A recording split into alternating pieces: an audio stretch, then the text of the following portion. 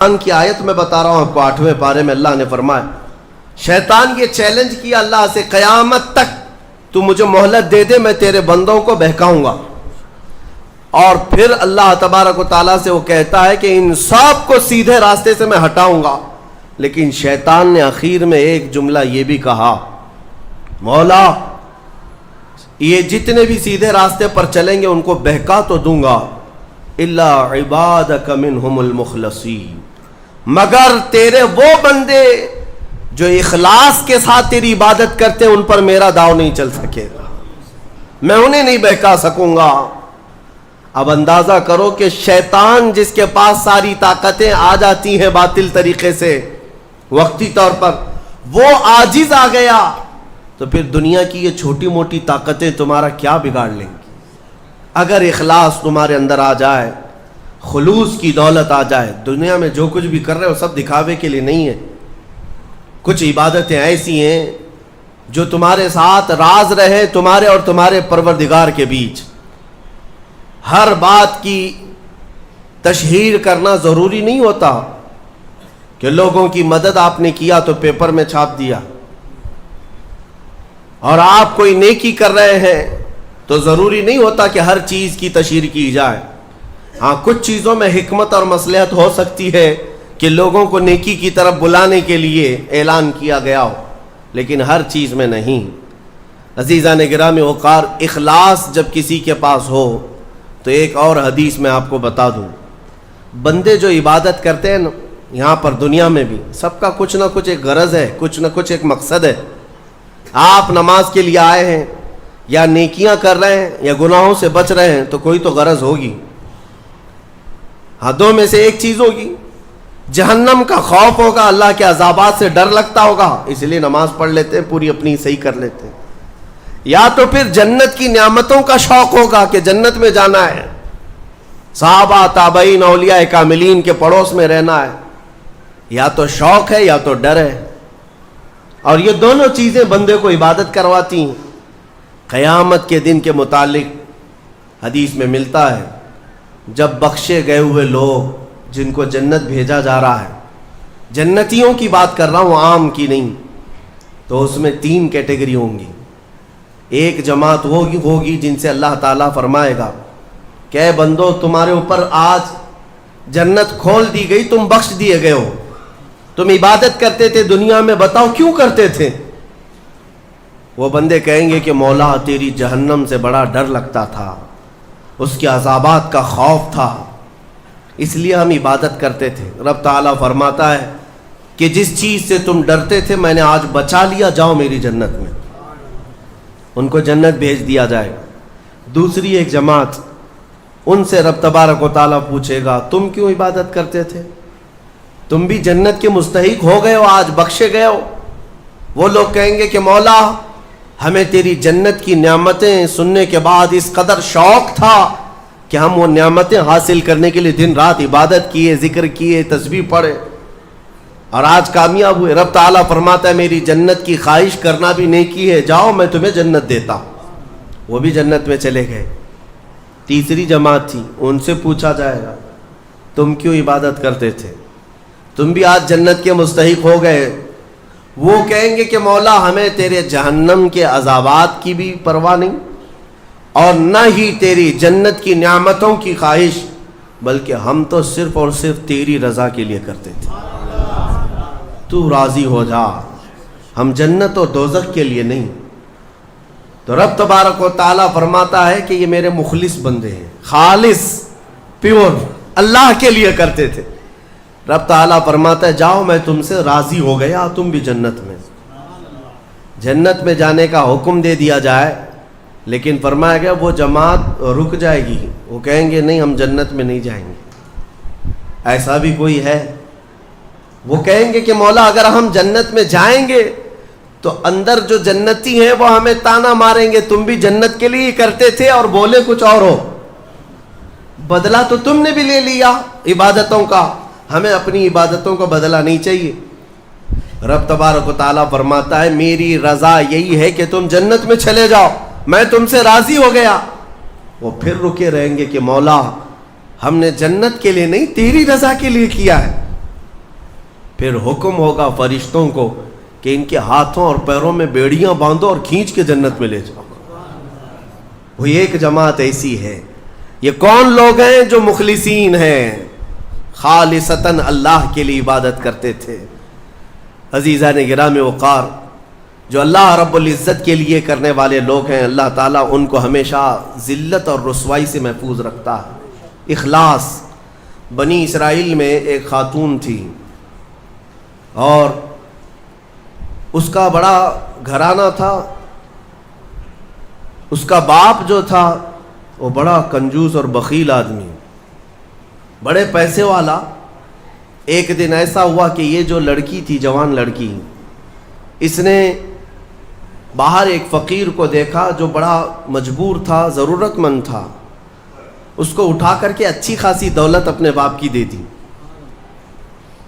اور باپ کو پتہ چلا تو اتنا غصے میں آیا کہ میں ایک پھوٹی کوڑی نہیں دیتا اور تو اتنی بڑی دولت اٹھا کر دے دی. اور غصے میں اپنی بیٹی کا ہاتھ کاٹ دیا. اس کا ہاتھ کٹ گیا. غصے میں تھا, باپ بخیل تھا, ہاتھ کاٹ دیا. بہرحال کٹے ہوئے ہاتھ کے ساتھ وہ رہنے لگی. تھی اللہ رب العزت کی رضا چاہنے والی. کئی دن تک اسی طرح گزر گئے. اب باپ بڑے پیسے والا تھا اس زمانے میں, وہ ہاتھ چھپا کر کے رہی. پھر اس کا رشتہ آیا ایک بہت بڑے خاندان سے, اور بڑے خاندان کا جو شہزادہ تھا اس نے پسند کر لیا. شادی کی ڈیٹ قریب آئی. ان لوگوں نے ہاتھ نہیں دیکھا, بس چہرہ اور باقی ساری چیزیں دیکھی, اور انہوں نے بھی چھپا رکھا کہ ہاتھ نہیں ہے. کٹے ہوئے ہاتھ کے ساتھ کون شادی کرے گا. بہرحال شادی ہو گئی. شادی ہونے کے بعد وہ گھر رخصت ہو گئی. اپنے نئے دولہے کے ساتھ وہ اپنے گھر پر بیٹھی ہے دسترخوان پر. وہ بائیں ہاتھ سے کھایا کرتی تھی, ایک ہاتھ تو کٹا ہوا تھا, چھپا کر کے رکھتی تھی. دسترخوان پر جب بیٹھی, اس کا نیا دولہا ہے, اس کے گھر والے, کھانے کے وقت اب ہاتھ نکالنے کی باری آ گئی. وہ بائیں ہاتھ سے کھا رہی تھی تو اس کے شوہر نے کہا کہ کیا سیدھے ہاتھ سے نہیں کھا سکتی, سیدھے ہاتھ سے کیوں نہیں کھا سکتی. اب اس کے رشتے کے ٹوٹنے کا وقت آ گیا تھا. اگر پتہ چلے تو دھوکہ کیا ہے, کٹے ہوئے ہاتھ کے ساتھ ہمارے ساتھ نکاح ہوا ہے. اس کے آنکھوں میں آنسو آئے. وہ ہاتھ اپنے کپڑے کے اندر ہی چھپائی رہی. اچانک اسے غیب سے ایک آواز آئی, اے میری بندی ہاتھ نکال. اس نے اپنے دوپٹے کے اندر سے ہاتھ نکالا تو سیدھا ہاتھ پورا صحیح سلامت تھا. پھر وہ زمانہ موسیٰ علیہ السلام کا تھا. ان کی بارگاہ میں حاضری دے کر اس نے اپنا یہ واقعہ سنایا. سیدنا موسیٰ کلیم اللہ فرمانے لگے, مولا نے مجھے یہ وحی دے کر بھیجا اور ارشاد فرمایا کہ اے موسیٰ, ہم اس ہاتھ کو شرمندہ نہیں ہونے دینا چاہتے جو ہاتھ میری بارگاہ میں اخلاص سے اٹھاؤ. میرے عزیزو, یہ اخلاص کی دولت ہے. جو خالصتاً اللہ کے لیے کچھ کیا ہو, مولا اسے کبھی ذلیل نہیں ہونے دے گا, اسے بے عزت نہیں ہونے دے گا. اسی لیے کچھ کام ایسے کر جاؤ جو خالصتاً اللہ کے لیے ہو. رب تبارک و تعالیٰ کے لیے اب تک کیا کیا ہے اس کا بھی آپ کے پاس کچھ تو ہونا چاہیے.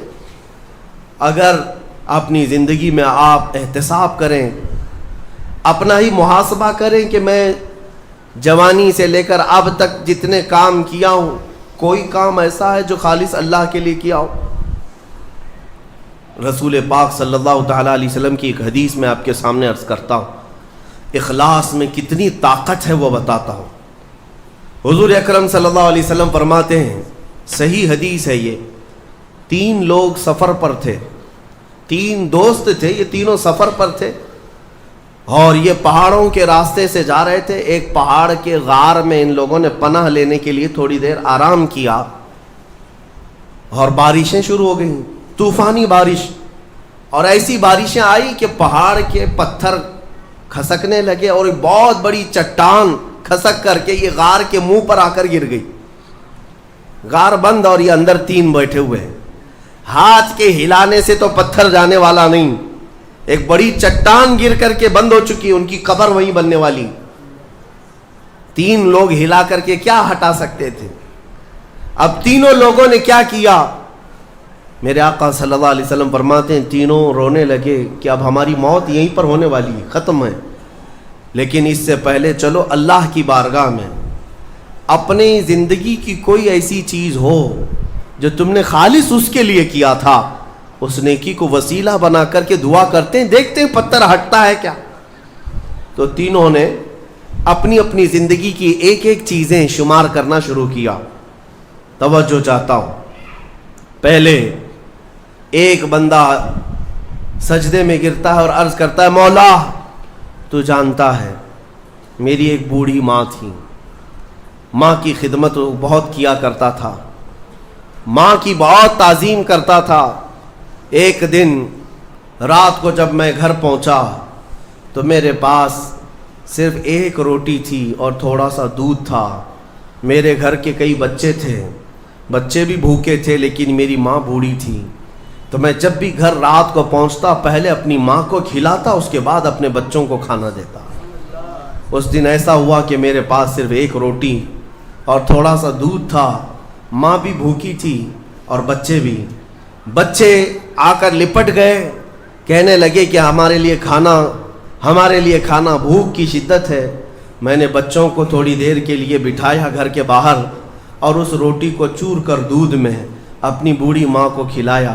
میری بوڑھی ماں جو بھوکی تھی وہ پوری روٹی کھا گئی اور پورا شکم سیر ہو کر وہ دعا کرتے ہوئے سو گئی۔ اس رات کو میں بھی بھوکا رہا، میرے بچے بھی بھوکے رہے، ہمارے گھر میں اس کے علاوہ کوئی کھانا نہیں تھا۔ اے رب ذوالجلال، میں نے اپنی ماں کے ساتھ یہ جو حسن سلوک کیا خالص تجھے راضی کرنے کے لیے، خالص تجھے راضی کرنے کے لیے۔ مولا اگر یہ میری نیکی تجھے پسند ہے تو یہ چٹان کو ہٹا دے۔ وہ دعا کر رہا تھا، چٹان تھوڑی کھسک گئی، اپنے آپ کھسک گئی، لیکن اتنی نہیں کہ وہ نکل سکیں۔ دوسرا جو ساتھی تھا وہ سجدے میں گرا اور وہ دعا کرنے لگا۔ یہ پوری حدیث پاک موجود ہے جس کو میرے آقا نے بیان کیا۔ میرے عزیزو، زندگی میں کوئی ایسی چیز ہو جو اللہ کے لیے کیا ہو، پھر دیکھنا زندگی کی مصیبتیں آئیں، اسی نیکی کو تم اللہ کی بارگاہ میں رکھ سکتے ہو۔ دوسرا سجدے میں گرتا اور کہتا ہے مولا تو بہتر جانتا ہے، میں اپنی چچیری بہن کا عاشق ہو گیا تھا۔ اس کی چچیری بہن تھی، چاچا کی بیٹی، عاشق ہو گیا اور ہم دونوں میں معاشقہ چلنے لگا، ایک دوسرے سے محبت کرنے لگے۔ ایک دن ایسا آیا کہ ہمارے گھر والے اور اس کے گھر والے سب باہر چلے گئے، ہم دونوں تنہا رہ گئے اور ہم دونوں ایک کمرے کے اندر آئے۔ ہم دونوں نے گناہ کرنے کا ارادہ کر لیا۔ شادی تو نہیں ہوئی تھی، نکاح بھی نہیں ہوا تھا، دونوں کھڑے ہوئے، گناہ کرنے کا ارادہ ہی تھا کہ ہم دونوں کو اچانک خیال آیا میرا رب دیکھ رہا ہے۔ ہم کپڑے اتارے اس کے سامنے جو ہمارے دلوں کے حالات بھی جانتا ہے، تو وہ میری چچیری بہن وہ بھی رونے لگی، میں بھی رونے لگا اور ہم ایک دوسرے کو ہاتھ نہیں لگائے۔ مولا اس زنا سے اور اس بدکاری سے اگر میں بچا تھا تو میرے رشتہ داروں سے ڈر کر نہیں، خالص تیری رضا کے لیے، کہ مولا کریم کے اس سلطنت کو میں اپنے گناہوں سے پامال نہیں کروں گا۔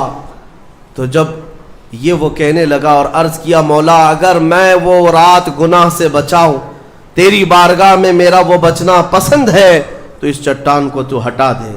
حدیث پاک میں چٹان اور کھسک گئی۔ تیسرا شخص تھا، وہ سجدے میں گرا اور کہنے لگا اے رب ذوالجلال، تو بہتر جانتا ہے میں ایک زمین اور جائیداد کا مالک تھا، میرے پاس کئی مزدور کام کیا کرتے تھے، اور ایک مرتبہ ایسا ہوا کہ میں مہینہ ختم ہوتے ہی سارے مزدوروں کو ان کی تنخواہ دے دیا کرتا۔ ایک مزدور ایسا ہے جو اپنی تنخواہ لیے بغیر چلا گیا، ایک مزدور تنخواہ لیے بغیر چلا گیا اور اس کی تنخواہ میں نے سنبھال کر رکھی اور اس سے ایک بکری خرید لیا۔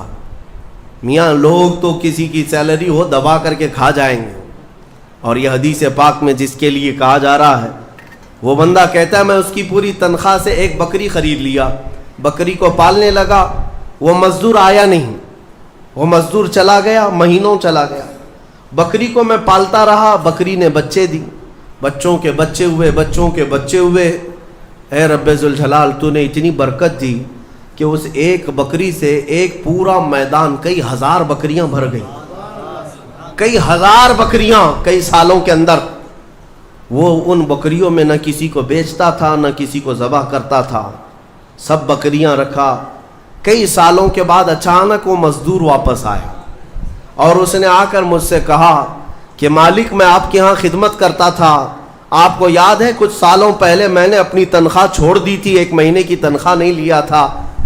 تو میں نے اس سے کہا کہ ہاں مجھے اچھی طرح سے یاد ہے، اور اس کا ہاتھ پکڑ کر کے ان بکریوں کے ریوڑ کے پاس لے گیا اور کہا یہ تیری تنخواہ ہے، یہ پوری تیری تنخواہ ہے. اس نے کہا میرے ساتھ کیا مذاق کر رہے ہو مالک، میری تنخواہ اتنی ہے کہ اس زمانے میں ایک بکری بھی نہیں آ سکتی. اس نے کہا ہاں بالکل تو صحیح کہہ رہا ہے، لیکن اس زمانے میں ایک بکری خرید لی میں نے، اور اسی بکری سے اللہ نے اتنی برکت دی، اس میں میرا ایک بھی حصہ نہیں. تیری ان بکریوں کا دودھ تک میں نے نہیں پیا، صرف اور صرف تیرے انتظار میں، اور یہ ساری بکریاں تو لے جا. اور وہ مزدور خوشی خوشی اپنے پورے ریوڑ کو، آج کے زمانے کے وہ کئی لاکھوں کی بکریاں ہوں گی، وہ مزدور لے گیا. اب یہ بندہ کہتا ہے اے رب ذوالجلال، میں نے یہ امانت اگر سنبھالی تھی تو خالص تیری رضا کے لیے، مولا صرف تجھے راضی کرنے کے لیے، ورنہ پیسے کھا جاتا تو کون کیا کر لیتا، وہ مزدور کون سا وصول کر لیتا. کہتا نہیں مجھے یاد نہیں، اب میں پہچانتا بھی نہیں. نہیں مولا، میں نے تیری رضا کے لیے کام کیا، اگر تجھے یہ پسند ہے تو یہ چٹان ہٹا دے. حدیث پاک میں ہے اس نے جیسی یہ دعا کیا پوری چٹان ہٹ گئی، پوری چٹان کھسک کر ختم ہو گئی، ان کا راستہ صاف ہوا. پتہ یہ چلا حدیث پاک کا یہ مفہوم ہے. میرے عزیزوں، میں اب آپ کے سامنے عرض کرتا ہوں، ایسی بڑی بڑی چٹانیں آج بھی ہم پر گر رہی ہیں، مصیبتوں کی چٹانیں، ظلم کی چٹانیں، لوگوں کے تان و تشنی اور لوگوں کی گالی گلوچ کی چٹانیں. ان چٹانوں کو کھسکانے کے لیے تمہارے پاس اخلاص والی کوئی نیکی موجود ہے؟ رب تبارک و تعالیٰ کی بارگاہ میں کبھی یوں عرض کرتے کہ مولا، میں نے خالصتاً ایک رات تیرے لیے کھڑے ہو کر پکارا تھا جب سب لوگ سو رہے تھے، میں صرف تجھے راضی کرنے کے لیے عبادت کیا. مولا اگر تو راضی ہے تو ان فلسطین کے بچوں پر رحم کرتے. ہمارے پاس ایسی کوئی چیز ہے جو ہم عرض کر سکیں؟